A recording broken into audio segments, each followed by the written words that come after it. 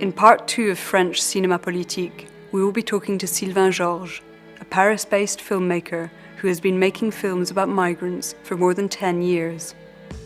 While last week's guest, Jean-Gabriel Perriot, had a background in editing and working with archive images, Georges started as a social worker before moving into filmmaking.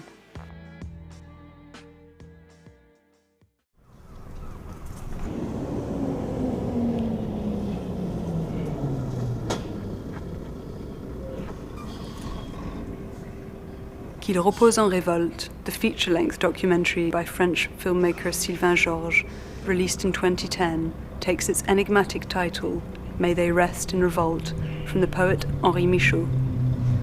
The 2.5-hour film is the result of 3 years he spent in the Calais migrants camp, alone with his camera and a project to make a film.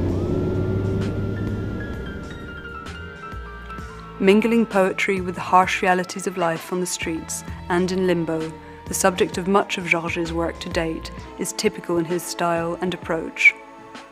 From the age of 10, he dreamed of cinema. His influences are the avant-garde silent directors from the 20s, and he shot his first short film on Super 8, partly as an homage to those he so admired.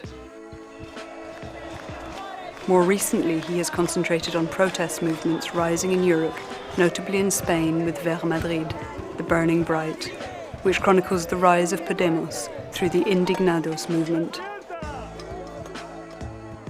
We met him in Paris, just around the corner from Gare de l'Est on the Passage de Verdun, a once popular gathering ground for Afghan migrants, usually trying to make their way to Britain and always destined first for Calais. He shot his first film, No Border here, in 2005, shortly after Nicolas Sarkozy, then Interior Minister, had announced a new campaign to clear out unofficial migrant camps from the city. Parce que c'est une question que j'avais, c'est en 2005, donc ça c'est en 2005 et ça c'est bien avant que ça devient un sujet très médiatisé, il faut dire que... Voilà. Et puis, voilà. mais... Moi j'ai toujours été très intéressé par la question dite migratoire. Oui. Bon, d'abord il n'y a pas une génération en France il n'y a pas une famille en France qui a quelques générations que ce soit ne soit traversée par la question migratoire. Oui. Ensuite, je trouve que la question migratoire, c'est un bon indicateur de l'état de la démocratie moderne. Mm-hmm. Et puis, surtout, ce qui me révoltait, c'était les politiques publiques qui étaient mises en place en matière migratoire en Europe, mais aussi en France. Oui.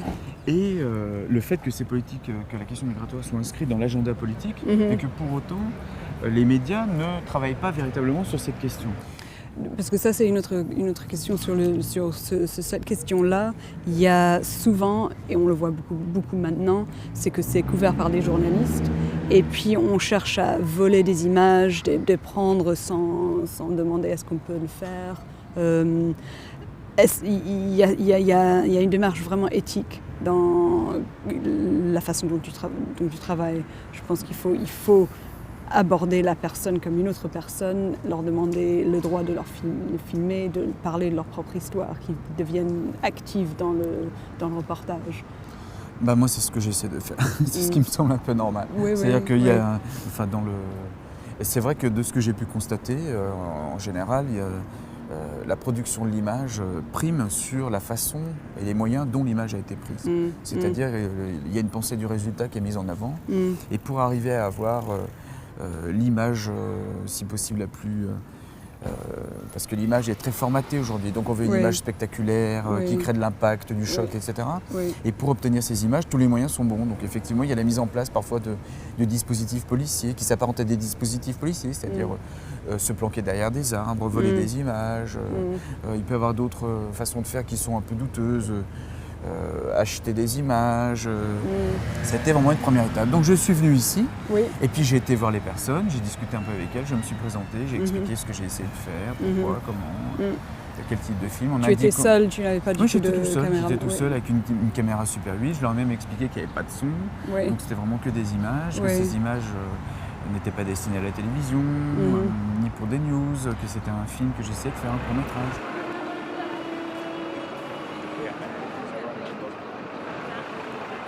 En fait, le fait qu'il n'y avait pas de son, c'est donc tu ne voulais pas faire des entretiens alors. Non, il n'y avait pas de son parce que je me suis dit, là j'ai pris un peu ce premier film comme un film dans lequel je pourrais expérimenter tout ce que je veux. Mhm. Et je me suis dit, je vais donc faire ce film en Super 8 qui fait écho au cinéma d'avant-garde, la tradition des films de ville du début du XXe. Je voulais travailler aussi sur des ralentis, sur différentes vitesses de défilement de la pellicule.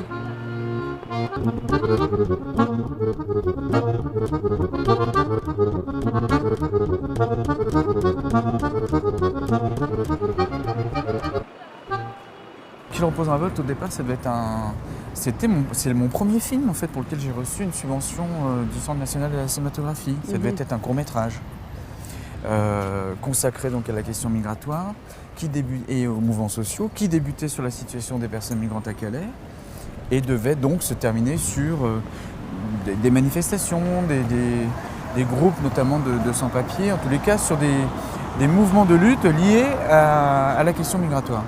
Et en fait, quand je me suis rendu sur les lieux, donc à Calais, très vite, je me suis rendu compte que la petite séquence de 20 minutes que je pensais faire et ma présence sur les lieux de 3 mois ne serait pas suffisant, ne correspondait pas aux impératifs. C'est pas suffisant parce que vous voyez tellement de choses à faire ou que la situation était assez difficile pour vous. C'est-à-dire que lorsque je suis allé sur Calais, je me suis véritablement rendu compte que nombre de situations auxquelles j'assistais n'avaient pas été travaillées. Ou alors avaient donné lieu à des représentations qui véritablement étaient véritablement insuffisantes, quoi. Oui. Et j'ai commencé à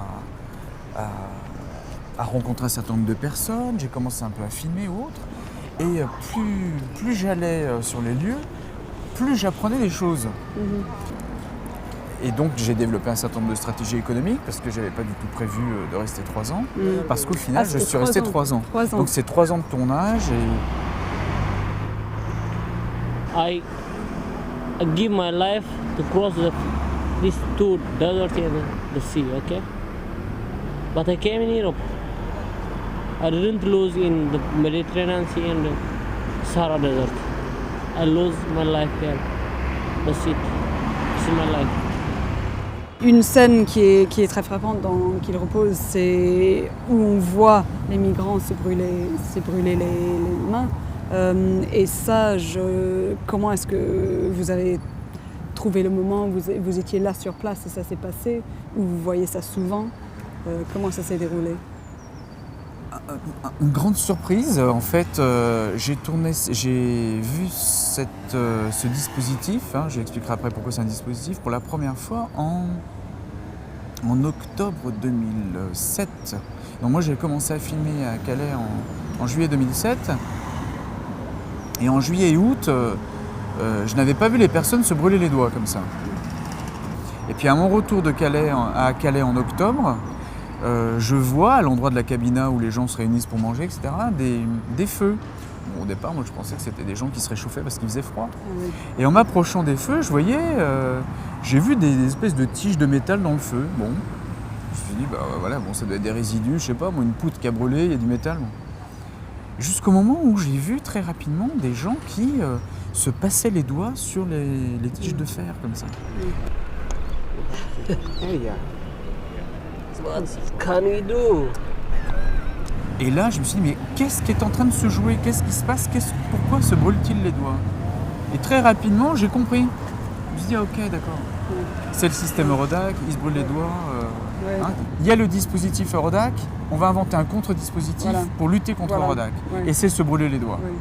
Donc à la fois c'est violent, mais en même temps, il y a aussi et c'est quelque chose d'extrêmement important à souligner, c'est aussi de montrer comment les personnes migrantes ne sont pas des victimes et se donnent les moyens, inventent des stratégies, des contre-dispositifs. Pour filmer en fait, parce que de filmer les migrants et de passer 3 ans à Calais, c'est une chose, mais de filmer des mouvements de protestation qui sont beaucoup plus, immédiats et spontanés, on pourrait dire que la durée est bien différente. Et pour vous, comment est-ce que vous abordez de filmer des mouvements de protestation par équivalent à... Avec une relative sympathie au départ, pour Ouais. certains mouvements, non pas que je les connaisse entièrement. En allant en Espagne me rendre compte de ce qu'était le processus des indignés, je ne savais pas qui ils étaient. J'avais entendu parler de la remise en question de la crise de la démocratie représentative, donc j'avais a priori une certaine sympathie, mais sans savoir ce que c'était. Et ensuite, l'idée, c'est d'essayer de comprendre ce qui est en jeu, les acteurs qui sont en jeu, la façon dont ça se passe sur le terrain, dont ça s'incarne, les énergies qui traversent et qui strient l'espace public, et dont on se rend compte que ce sont des énergies, y compris pour Nuit debout, qui vont à l'encontre, qui s'opposent radicalement de la dimension mortifère qui imprègne les sociétés occidentales aujourd'hui. Vis-à-vis de Nuit debout, donc des milliers de personnes sont venues alors même qu'il pleuvait et ont commencé à discuter politique. Une assemblée très vite s'est mise en place, puis des commissions, etc. Et ça fait maintenant plusieurs semaines que ça dure.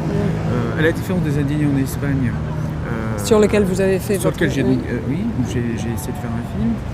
La place n'est pas occupée en permanence, mais donc tous les soirs, elle est occupée, ensuite démontée, remontée le lendemain, Ouais. et ce depuis plusieurs semaines. Y mañana, ¿qué vamos a hacer? Mañana volveremos otra vez. Mañana volveremos otra vez.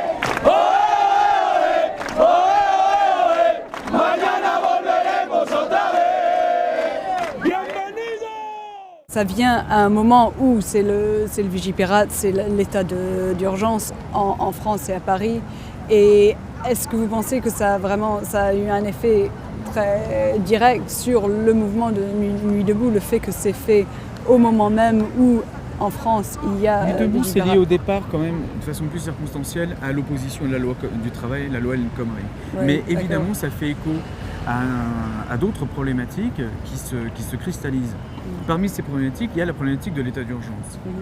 Est-ce que l'état d'urgence a débouché sur des éléments absolument inadmissibles, dont on parle peu, des familles d'origine immigrée qui ont été visitées par la police en banlieue, Bah, ça des légitime milliers ces actes. d'arrestations, de milliers d'arrestations, de visites de lieux qui n'étaient pas justifiés. On a, sous le prétexte de l'état d'urgence, l'État en a profité pour aller visiter des pseudo-militants altermondialistes ou autres, au prétexte qu'ils seraient peut-être des terroristes.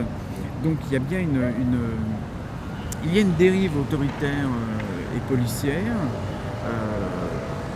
qui se justifie d'autant plus par l'état d'urgence, qui se traduit par, vis-à-vis de Nuit debout, une criminalisation totale des mouvements sociaux.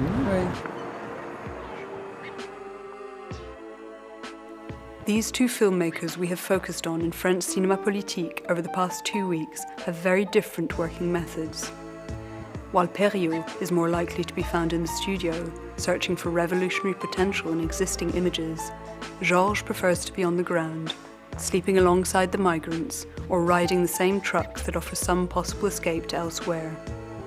But the work by both men comes together in offering deeply political films that come at a time when France itself grapples with an intensifying atmosphere of revolt.